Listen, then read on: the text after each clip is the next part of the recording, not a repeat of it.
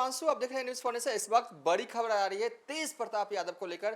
तेज प्रताप यादव की सुरक्षा जो है वो बढ़ा दी गई है। किसने बढ़ाया है सुरक्षा? सबसे जानकारी जो हमारे पास आ रही है, राज्य सरकार की तरफ से सुरक्षा जो है वो नहीं बढ़ाई गई है।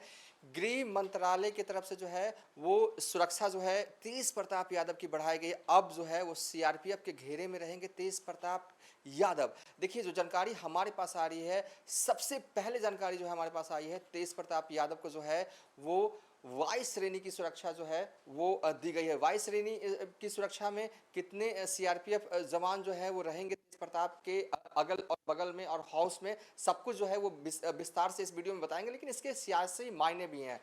बीच चुनाव में तेज प्रताप यादव का सुरक्षा का बढ़ना ये कोई साधारण प्रक्रिया नहीं है। देखिए, नेताओं की सुरक्षा में जो है समय समय पर इजाफा, समय समय पर कटौती जो है वो गृह मंत्रालय जो है वो करता रहता है। उसके पास जो रिपोर्ट आती है आंतरिक तौर पर संबंधित नेताओं के बारे में, उस आधार पर गृह मंत्रालय जो है वो फैसला लेता है। उसके बाद संबंधित जो है वो नेता की सुरक्षा बढ़ाई जाती है, कभी घटाई जाती है। लेकिन तेज प्रताप यादव क्या इस प्रक्रिया का हिस्सा रहे या फिर कुछ और सियासी जो है अंदर ही अंदर हो रहा है? इस वीडियो में विस्तार से हम बात करेंगे। लेकिन सबसे पहले कुलदीप भारद्वाज से समझेंगे कि जो वाई प्लस की सुरक्षा मिली है उसमें कितना सुरक्षाकर्मी रहते हैं, रहेंगे, और मतलब कि इसका फायदा, मतलब कि कैसे, कितना पुख्ता हो जाएगा सुरक्षा जो है वो तेज प्रताप यादव का। देखिए, क्योंकि लगातार हम ये देख रहे हैं नेतागण जो हैं वो रैली करते हैं और युवा, खासकर जो जेनजी हैं, वो नेताओं के साथ जो है करीब जाने की पूरी कोशिश करते हैं। और देखिए,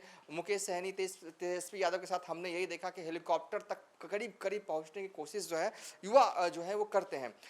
तेज प्रताप यादव के साथ भी एक अपनी फैन फॉलोइंग है, युवा हैं, और उनके साथ भी सेल्फी लेने के लिए, उनके करीब जाने के लिए जो है युवा जो है वो बेकरार रहते हैं। लेकिन सवाल सबसे पहले हमारे सहयोगी क्राइम एक्सपर्ट कुलदीप भारद्वाज जुड़ेंगे और ये हमें बताएंगे कि वाई प्लस सुरक्षा मिलने का मतलब होता क्या। उसके बाद आखिरी में हम आपको वो बातें बता देंगे आपको आखिर क्यों मिला है। क्योंकि हमने ये देखा है कि बीते 3-4-5 सालों में कि जब भी जो है बिहार के नेताओं को दिल्ली वाली सुरक्षा यानी कि सीआरपीएफ कवर मिला है तो उसके सियासी मायने हैं। ये एक टोकन के तौर पर जाना जाता है बिहार में।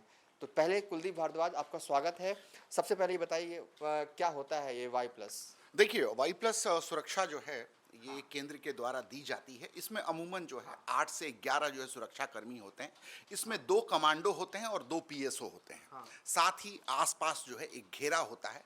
2 या 3 जो है अमूमन बुलेट प्रूफ गाड़ियां चलती हैं। और ये निर्णय तब लिया जाता है जब सुरक्षा एजेंसियां, अमूमन जो है आईबी जब ये रिपोर्ट देती है। दरअसल मैं बताऊं, विगत दिनों जो है महुआ में प्रचार के दौरान तेज प्रताप के साथ जो है कुछ ऐसी घटनाएं हुई जिसको लेकर कई तरह के सवाल उठे और उनकी सुरक्षा पर जो है प्रश्न चिन्ह लगे। दरअसल वर्तमान दौर में चूंकि वो महुआ से उम्मीदवार भी हैं तो 1-2 जो है सुरक्षाकर्मी राज्य सरकार ने दी थी, लेकिन ये जो है ये पीएसओ के तौर पे होते हैं। लेकिन अब जो है केंद्र सरकार ने सुरक्षा एजेंसियों से मिली जानकारी, और जो जानकारी मिल रही है, मध्यम स्तर का जब भी खतरा जो है किसी राजनेता या सेलिब्रिटी या सार्वजनिक जीवन में ज़्यादा एक्टिव लोगों को जब होती है और सुरक्षा एजेंसियां इस बाबत जानकारी देती है तो अमूमन उन्हें वाई प्लस सुरक्षा दी जाती है। सेलिब्रिटीज़ में सलमान खान हो या अब जो है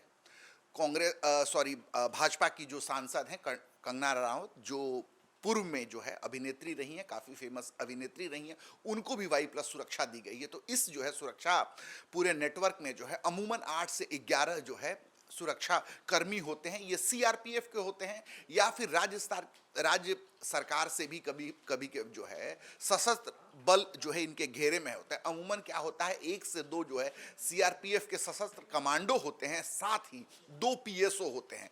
अमूमन जो है इस पूरे सुरक्षा जो है घेरे में 8 से 11 जो है सीआरपीएफ के जो है कर्मी होते हैं जो नेता की सुरक्षा मतलब करते हैं। 11 होते हैं इंक्लूडिंग हाउस गार्ड। जी बिल्कुल बिल्कुल बिल्कुल। बहुत बहुत शुक्रिया कुलदीप बराड़। देखिए अब हम आपके इसके सियासी मायने बताते हैं। देखिए लगातार 2019 लोकसभा चुनाव के बाद बिहार की ही चर्चा कर लेते हैं, पुरानी बातें ज़्यादा हम नहीं जाएंगे कुलदीप। हमने ये देखा कुलदीप कि बिहार के कई नेताओं की सुरक्षा जो है बढ़ाएगी, और अचानक जब बढ़ाएगी, देखिए मुकेश सहनी को भी एक वक्त जो है वो सुरक्षा कर्मी उपेंद्र सीआरपीएफ, कुशवाहा को भी दी उपेंद्र गई। कुशवाहा को भी जो है वो दी गई थी। मुकेश सहनी को तब दी गई थी जब वो मंत्री भी नहीं थे, और तब क्यों दी गई थी, तब ये हमने कहा शुरुआत में इंट्रो में ही कि ये इसे एक टोकन के तौर पर भी जाना जाता है। जब आप आने वाले वक्त में आप बीजेपी या के सहयोगी या बीजेपी के करीब जा रहे होते हो, तो एक ये मिलता है, मतलब ये हमने देखा है, मतलब कि जैसा कि अब मुकेश सहनी के तब जब मिला था, तो तब ये कई नेताओं के बयान भी आए थे उस समय जो मुकेश सहनी के विरोधी थे।